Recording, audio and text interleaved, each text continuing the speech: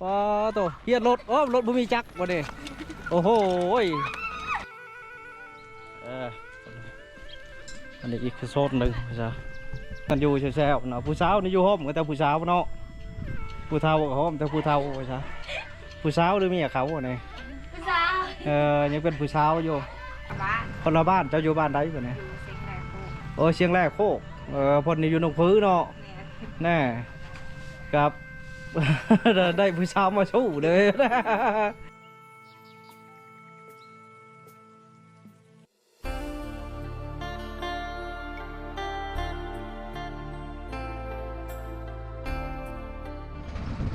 เอากราบตักไทยแล้วก็สบายดีบัดทุกคนนะคนยินดีเข้าสู่ซ่องบ้านลำเงินวิถีชาวบ้านที่เขาจะเดิมทุกคนกาตอนนี้เขากำลังอยู่บ้านหนองผือได้อยู่เมืองพลานไส้แขวงทวนในเขตได้ก็คือเขาจะมาเลาะวิถีชีวิตบ้านเพิ่นทุกคนอันนี้ก็คือเซ่ซ้ำซ้อยทุกคนเลยบ้านหนองผือนี่อยู่ใกล้แคมป์เซ่เด้เห็นอีกหน่อยเท่าชนบทในเพิ่นกาชีหากินหาอยู่แถวเซ่นี่นะนี่ผู้ใหญ่อีกหน่อยเลยทุกคนเลยแถวนี้มีแต่หัวสวนของชาวบ้านเพิ่นเห็นบ่ปลูกมักแตงมักอย่างเดียวนี่มักแตงมักถั่วเต็มอยู่ก็คือหากินหาอยู่ก็สบายอยู่ว่าจ้ะเอาก็ถือว่าเขาก็ชิพาทุกคนเลาะบ้านเพื่อเลยเถื่อนเลยก็ตัวนี้กับมาหาในบ้านเพิ่นสมทบในบ้านเพื่อแล้วเพิ่นก็เฮ็ดเวียกนะเขาก็ชิบได้ทายทุกคนเบิ่งประชาอันนี้คือเฮือนของในบ้านเพิ่นประชาเฮือนล้างบักใหญ่ทุกคนเลยนี่แหละมันเนี่ย อันนี้คือเฮือนในบ้านประชาเพิ่นขายเครื่องนะเด้โอ้ขายยังได้เขาเปียกกับขายเนาะไม่ใช่ขายหลายแนวนี่เหรอโอ้อันนี้ห้างต่อป่ะมาห้อยมาห้อยแบบนี้นะห้อยไปได้ห้อยเบิ้งบ่ได้ไรนี่ห้อยไว้ชื่อยันว่าเป็นของขังของดียันว่าคือนี่ยินโบราณคนว่ากั้นได้อันนี้ได้เขาว่ากั้นผีปอบแม่นบ่ไม่บ่ผีปอบบ่กั้นเนาะเขาว่ากั้นผีปอบเขาว่าห้อยไว้เบิ่งซื่อๆบ่เห็นเนาะข้อยก็บ่เห็นคือกันนี่กินแต่เขาเว้าต้องไปใช่จับไฟบ่เป็นบ่เห็นเนาะเอาคือห้อยเบิ่งเนาะที่หลักๆไว้ใช่อันนี้ห้างต่อใหญ่มันหากเลยทุกคนเลยเพิ่นกลับมาห้อยไว้ใช่ไปทุกคนกลับหาเลาะไว้ใช่นี่แหละหาเลาะหาชมวิถีชีวิตการเป็นอยู่ของชาวบ้านเพิ่นอยู่บ้านแก้มเซ่นี่เซ่บ้านหนองผือนี่เป็นบ้านใหญ่ได้ทุกคนเลยถือว่าบ้านที่ใหญ่บ้านเก่าบ้านแก่ประชาชนเมืองก็หลายอาชีพหลักๆเพิ่นแล้วก็คือเฮ็ดสวนแล้วก็หาปูหาปลานะอยู่แก้มเซ่ในแต่เรือนนี่เฮือนแก้มเซ่มีเหือได้เหือตัวนี้แล้วมดการใช้งานเห็นบ่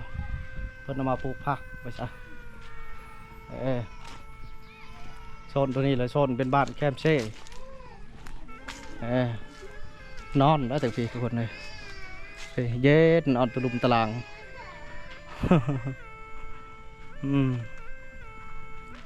เพื่อนเก่าเพื่อนแก่ยังมีอุออกน้ำเพิ่นชีบ่คือแถวได้ใส่ขวดใส่ยังใส่ตู้เย็นเพิ่นก็มีอยู่ไฟฟ้าแต่เพิ่นใส่แบบดังเดิมเห็นบ่โอ้เพิ่นนี่เพิ่นสิใส่น้ำกินไม่ใช่อันนี้คือบ้านหนองผือวิถีชีวิต เป็นบ้านใหญ่เนี่ยก็เจริญไปแล้วทุกคนเลยคือถือเพื่อนซานนัดแปนเพิ่นกาหลังเก่าก็ใหญ่หลังใหม่ก็ใหญ่ทุกคนถือว่าเป็นบ้านใหญ่ผาปุ่นก็จะเป็นบ้านกระชกทุกคนเนี่ยเขาก็อยู่ในฝังเซ่เห็นป่ะเอานอกเอาอย่างนี่เซ่เนี่ยอันนี้แหละเป็นห้องการบ้านทุกคนเป็นห้องการบ้านก็พากันอยู่แซ่บๆไว้ซะคนมาไล่ผู้ไปเวียกแน่ผู้อยู่เฮือนแน่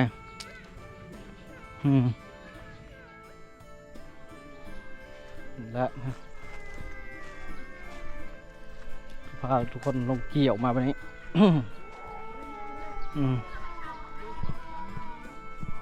บ้านคือเป็นบ้านใหญ่เติบนะเดี๋ยวให้ชิพาทุกคนเลาะไปดีให้ทุกคนบังบ้านของกระเจ้านะตัวนี้เลยเป็นเส้นทางพากลางบ้านทุกคนเลย เส้นทางบ้านนั่นแหละขึ้นไปพุ่นก็สิเป็นไปบ้านน้ำมวงไปภูชังแฮเนี่ย เราก็อยู่ลินแซวเห็นบ่หน่อยเท่าชนบทนะสบายดี เห็ดยังอยู่ฝากกันหลายคนป้าดินโทรศัพท์เนาะอยู่นี่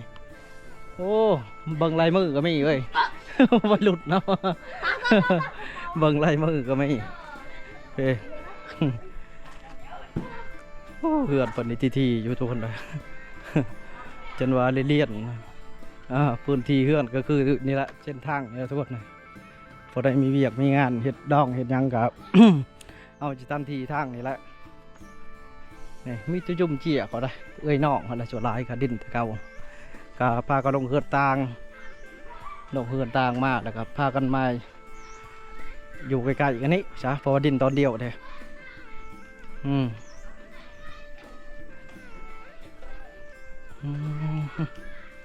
หนอกบ้านทุกคน ผู้สาวเราป๊อบเราไรทุกคนสบายดี แล่นอยู่ตรงเงื่อนเนาะสบายดีกันเป็นเพียงนอนอยู่อยู่ชื่อๆไว้จ้ะตัวแม่บ่เนี่ยลูกใหญ่เลยเนาะ เอาอันนี้ผู้บ่าวเพิ่นนอนทุกคนเลยผู้บ่าวก็เป็นใครคนเอาก็สิเลาะไปแบบนี้แหละให้ทุกคนได้เบิ่งได้ชมมาเช้าเป็นบ้านกว้างทุกคนเลย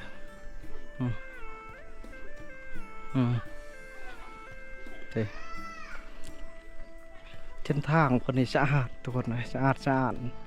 อยู่เป็นระเบียบ แล้วกำลังคาเฮือนกันเลี่ยนๆกันไปตามทางนี่ทางหน้าเฮานี่อาจจะเป็นห้องน้ำนะทุกคน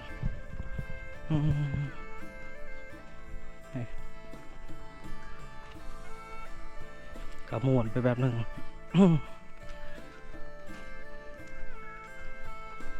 เฝ้าลูกบ่ เฝ้าลูกเข้าห้องน้ำ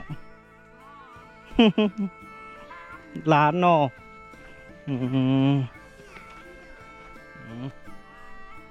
นี่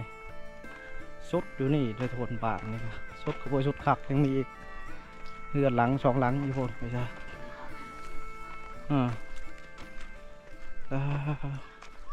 บันส่วน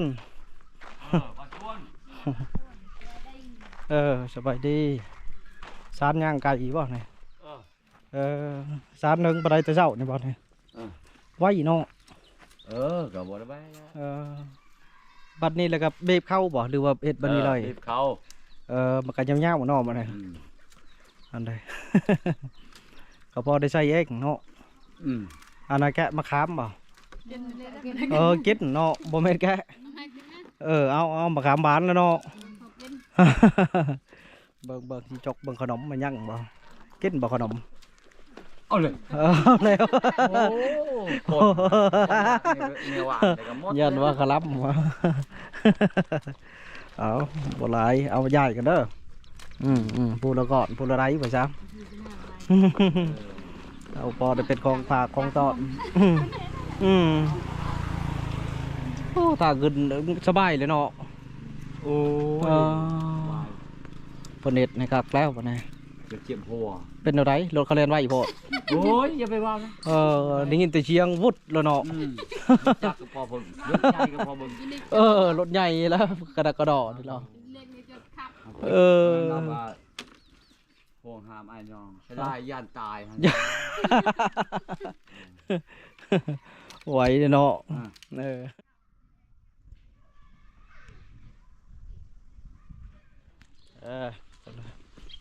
อันนี้อีกโซนหนึ่งพี่จ้าอยู่หลายคนสบายดี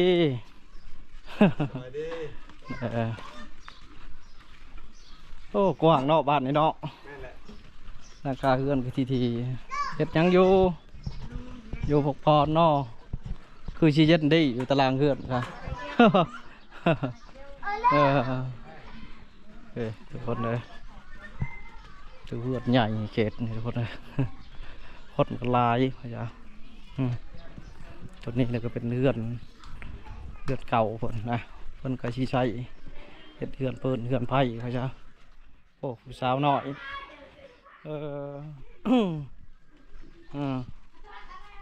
เฟ้ผู้สาวน้อยพุ่น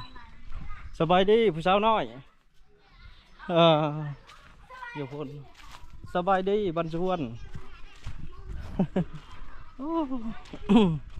พากันอยู่แซ่บๆเนาะผู้สาวนี่อยู่ห้องก็แต่ผู้สาวเนาะผู้เฒ่าก็ห้องแต่ผู้เฒ่าไปซะผู้สาวหรือเมียเขาเนี่ยผู้สาว ยังเป็นผู้สาวอยู่ชื่ออะไรฮะ ผู้ชายแบบนั้น ผู้ช่างอัดนาอยู่ผู้สาวเป็นปิดนาอยู่ทุกคนเลยพวกชัดญาตินี่ดิไม่บอกได้เขียนนี่เนาะจักเก้าได้คนใส่สลายค่ะ เอาไปก่อนมาเลยคือชีไล่แห้ง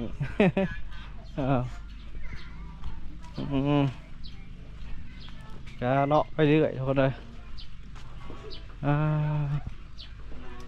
ดีแล้วไปsao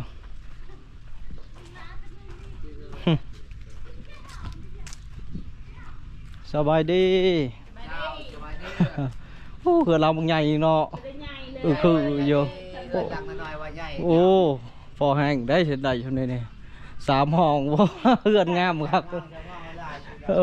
เคแล้วเด้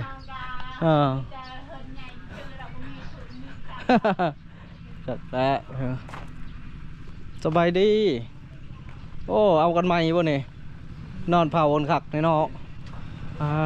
ตัวพากันนอนเบิ่งโทรศัพท์ไปจ้าเอากระเด้งไปได้เลยเอาปีนี้เอาบ้านเดียวบ้านใดอันนี้ทางฮะคนละบ้านเจ้าอยู่บ้านใดบ่เนี่ยอยู่เชียงแรกโคกโอ้เชียงแรกโคกพอนี่อยู่หนองพื้นเนาะแน่ครับ ได้ผู้สาวมาสู้เลยเอาปีนี่รอดไปซะแต่งเราหรือยังเนี่ยยังเนาะบดนี่เนาะ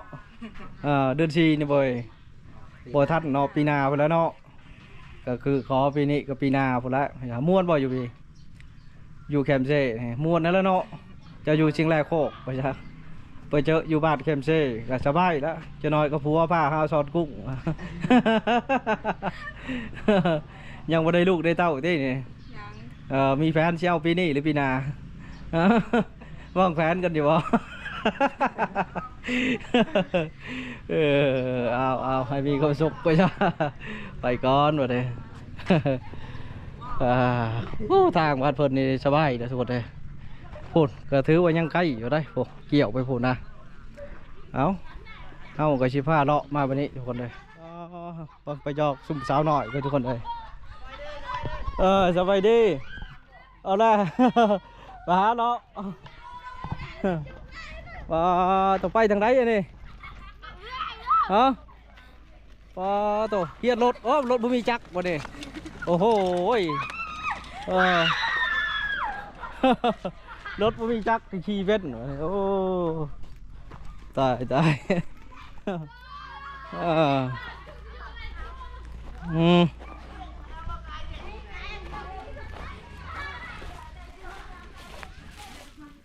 ไปใช้เลยน่ะมาทางนี้ป๊บทางนั้นทุกคนเลยผู้สาวนี่สิได้ผัวแล้วก็เป็นอะไรเนาะแม่นเนาะเราสิได้ผัวแล้วเนาะไปทางพุ่นป๊บไปทางนั้น ยาแล้วเขาก็สิไปทางนั้นพอดีคือกัน เราชื่อว่าน้ำเล่าก็ถือบ้านในเลาะคักนี่ก็ต้นว่าโอ้ยาวทุกคนเลย ย่างจนเมื่อยพอดะส่วนพนในทีนะมันเป็น3 เส้นทางเฉพาะภาคข้างบ้านพนใน3 โซนว่าจ้ะเอาก็ถือว่าทีทัวร์แล้วทุกคนเลยให้ทุกคนได้เบิ่งประมาณนี้แหละเอาการคลิปของเราเดินโน่นนี่ก็ชิกับลาพี่ลาน้องทุกคนถือว่าพบกันอีกคลิปต่อไปคลิปนี้ขอว่าสบายดีเอาไปบาย